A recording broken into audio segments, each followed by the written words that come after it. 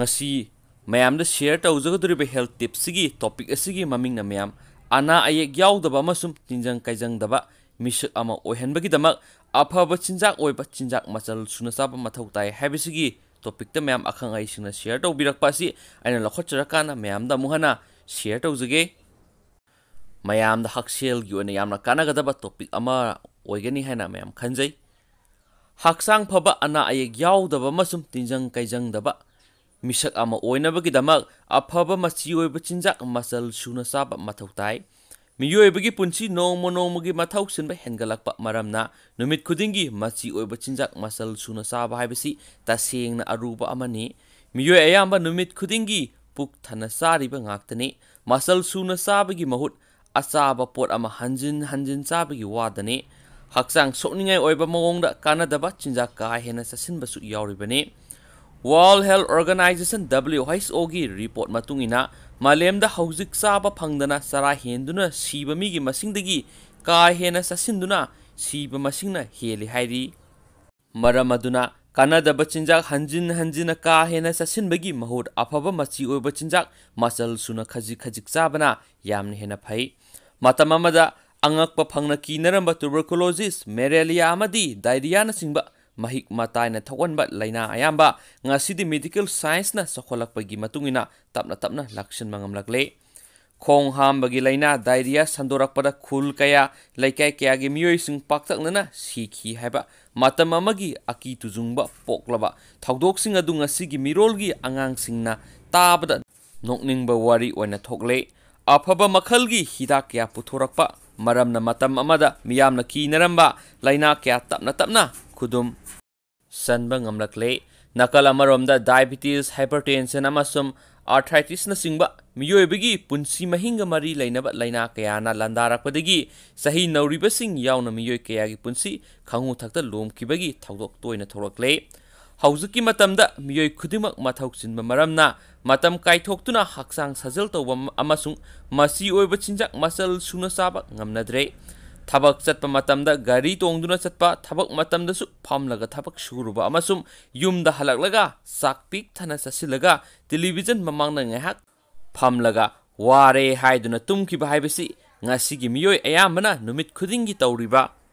daily routine matawasumna lisang sina satharakpadagi sahi nauriba kaya yauna ngasigi mirol ayamana diabetes hypertension amasum arthritis na singba punsi mahinga mari lainaba laina kayaga sagonaduna hingli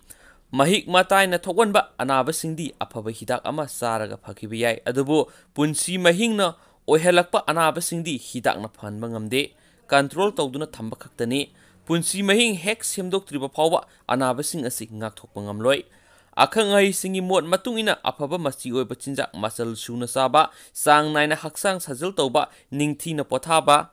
amasung afaba wakhal khanba haiba khongthang mari asina yumbi makhong mari gi matawgum ngaklo piba natanadi punsi mahinga mari lainaba anaba sing ngakthokpa ngamloi haidi yumbi makhong mari asigi manungda ama oiriba afaba masi oiba chinjak masal suna saba haiba si ngasigi mirolna kanana su tawromgadaba mande masigi mayek laraba khudam haibabu punsi mahinga mari lainaba laina sienba mi nongmonomugi masing hengalakliba sini maramaduna chapsana tawbaba ngamdrabasu yamdrabada matamgi ohai amadi mana masing marang kaina sabatai yariba makai thau thum amasum athumba chinjak sang hanthana sabigadabani loinana haksang sokningai oiba mayai kaba chinjak ki polam amata sizinaroi hainasu akhangai singna mot phongdok pirai aduga mayam aigi motasu sigi content se duki matik phajaba content amasu akhoina lokshiningai oiba wakhal lokshin kyama lokshin biya ba content amane hena logjai makha chatrak poina mayam wari masang tang pukning lokshin oiba ya ba wari masang mayam da hapsage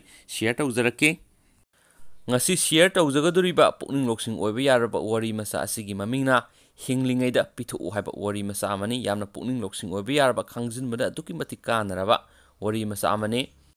farm amada ok amaga san amaga lairami farm aduda lakpa mi ayambana san adubu luna tawbuga loinana matam ayambada thagat pirami adubu ok adudi thagat pibadi lairaduna hanna phawbo yengbiramde thawong asida ok adu yamna nungairamde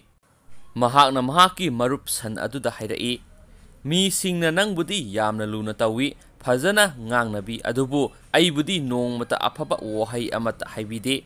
masibu karigino san aduna khumi aidi makhoida sangompi aina phaiba santhi phawba makhoida kanaba pi aduna oiramba yai okna khumi aisu makhoida kanaba pidabadi natte isa punama asi makhoigi hawraba chinja ohalibani masidabu aibu makhoina thagat pidribasi karino haiba san adu ngehak muna khali adugo hairai aibu luna tawraga nangbu thawoi bidribagi maram asi aina hinglingeda makhoida kanaba piba aduga nahakna siraba matamda pibaduna oiramba yai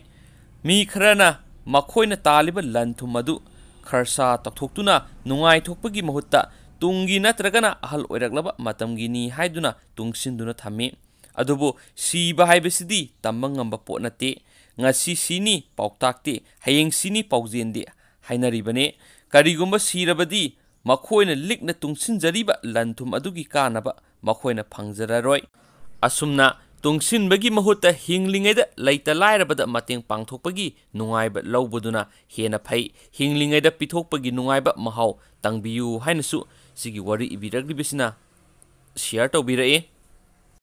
mayam su kari mo laibibigi haibadu sigi wari masa si tabirba loraba matung suno comment box to comment masa amta thambiramo maka sa thrakpo ena wari masa ama khatanga hapcharamge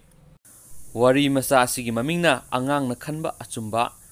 nupi amana mahaki mayumda mahakna ningjariba isoradu irat puja tawnoba semsarami mahakna laida katnaba ladu kharasu haujarami mahaki mangau thikraba masanupa amana mamana sakhumda sengna hauduna thamjariba ladu adu huranduna sathoklami aduna ladu huralingai mama aduna hek thengna hauduna phare aduga laila liba mafam aduda puraklaga hairai nahakna ishorda katnaba ladu huralaga chaba matamda ishorna uhowi haibasi nahak khangbra hoi angangduna khumi mahakna nahakpu koisen senaribanine hoi angangduna adum khumi nahakna ladu huranba matam aduda mahakna kari haiki khangbra khangi angangduna khumi kari hairiba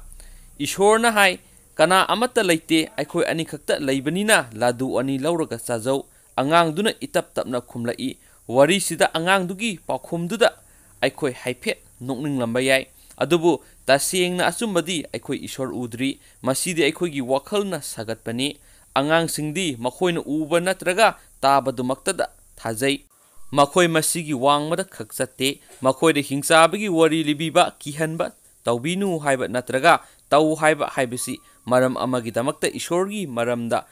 haiba ka chapmanai makhoina yamna piklingaidagi gyan taba ngamdringaidadi ishor natraga hingchabigi maramda haibidabana hena phai hainasu uninglong singoiraba wari masa sandoragli basina makhatana phungdoragli aduga myam ngasigidi matang asai lusinjrage aduga myam gi wakhalona kari lebibigi habadu suno comment box ta comment amta thambira moin thank you